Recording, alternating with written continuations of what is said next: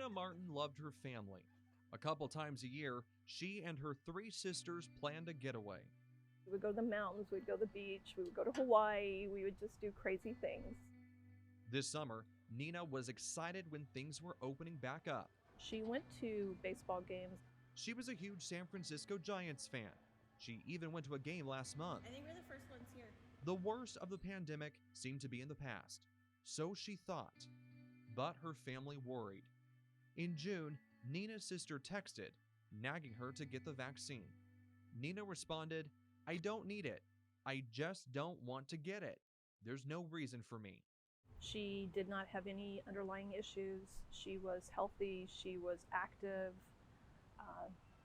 she was always out doing things. She was not overweight, she did not have those issues, which I think is part of the reason she didn't feel it was necessary for her to be vaccinated.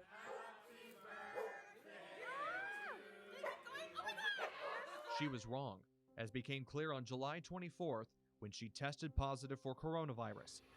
So, I have COVID. I'm in the hospital.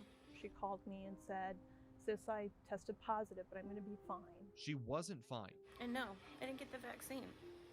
Because of the infectious nature of COVID, she was in isolation, unable to have visitors. Within a few days, she rapidly got worse. COVID quickly wreaked havoc on her body. She was in the hospital alone from August 1st. Her body continued to go down that whole time. And there was nothing that was wrong with her to cause that. It was the COVID that was attacking her.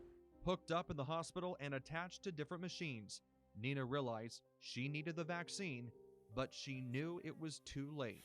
Should have definitely got that vaccine. Nina's intense battle with COVID illustrated in the heartbreaking text to her loved ones. She texted her dad one day saying, "I'm suffocating." Her father texting back, "Just keep breathing. You're a fighter and you're strong. Just keep up the good fight. Love you, my sweet Nina."